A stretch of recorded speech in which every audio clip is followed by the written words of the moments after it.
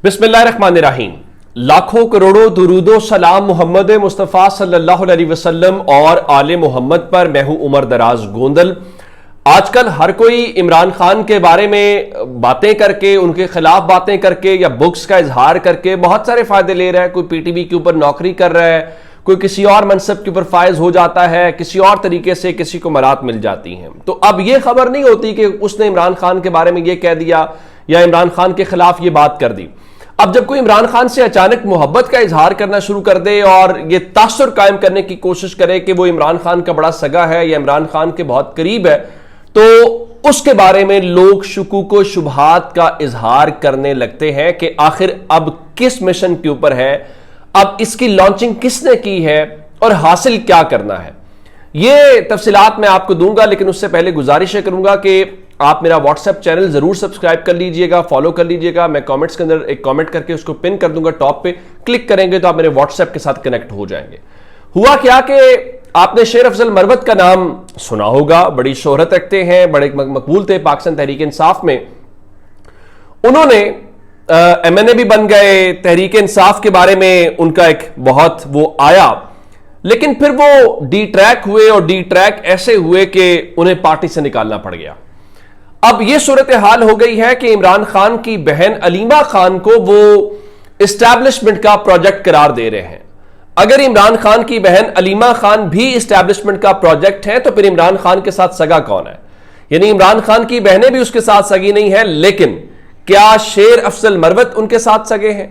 और शेर अफजल मरवत के बारे में अलीमा खान ने तो कहा कि वो बेशरम आदमी है, लेकिन फवाद चौधरी साहब ने कल परसों एक बड़ी मुनासिब बात की। उनका बुशरा बीबी या अलीमा खान इमरान खान के घर की खवातीन है और उनके घर की खवातीन का एहतराम इमरान खान का एहतराम है। और वैसे भी उमूमी तौर पे खवातीन के बारे में राय या कमेंट नहीं करना चाहिए, आप उनके बारे में खामोश रहते हैं। एक जेंटलमैन की निशानी तो यही होती है। लेकिन शेर अफजल मरवत जो है वो पार्टी के बारे में जो कुछ कहते हैं और इमरान खान की बहनों के बारे में जो कुछ कहते हैं वो सबके सामने है। अब ये अलग बात है कि शेर अफजल मरवत के साथ क्या हुआ, उसकी वजूहात क्या है। अब शेर अफजल मरवत ने आज एक ट्वीट किया, उस ट्वीट में उन्होंने इमरान खान की एक वीडियो लगाई और साथ ये कहा कि इमरान खान के साथ खड़ा था, खड़ा हूं और खड़ा रहूंगा। अगर आप इमरान खान के साथ पहले खड़े थे और अब भी खड़े हैं तो मेरा ख्याल है फिर आपको बैठ जाना चाहिए।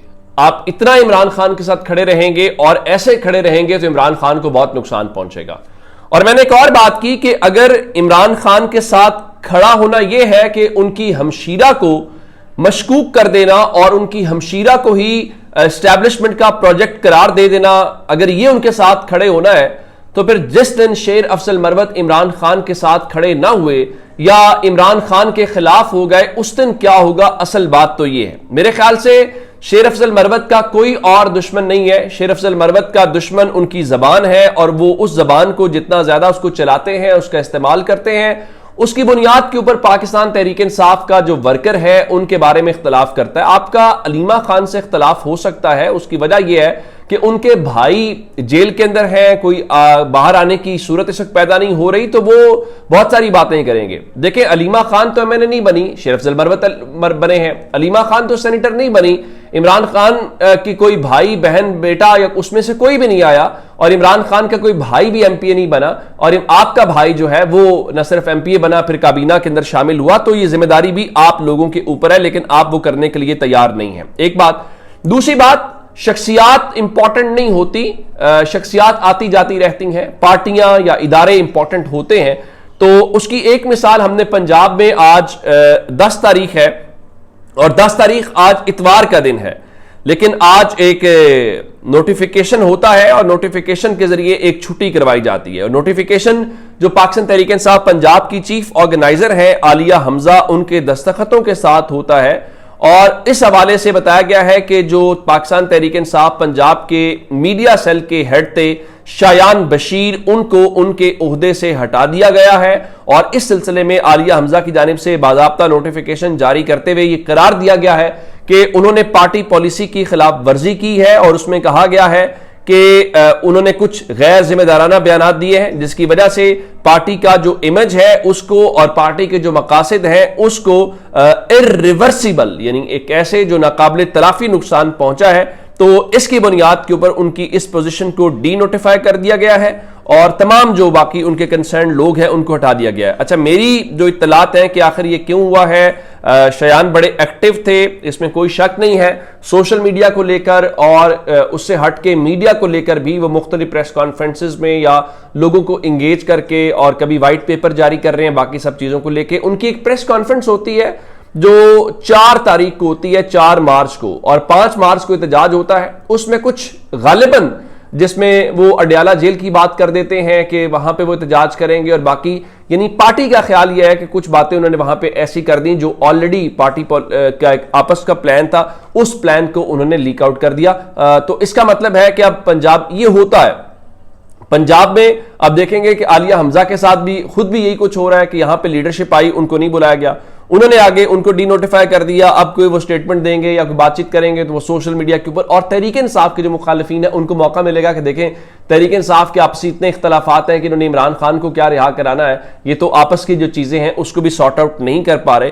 तो फिर मेरा ख्याल है इस किस्म की चीजें होती हुई दिखाई देंगी। और उसके बाद मैं आपको एक बात और बताऊं कि जो तहरीक इंसाफ से जुड़ी हुई है वो गंडापुर साहब है। गंडापुर और उनकी हुकूमत ये कह रही है कि वो किसी फौजी ऑपरेशन की इजाजत नहीं देंगे।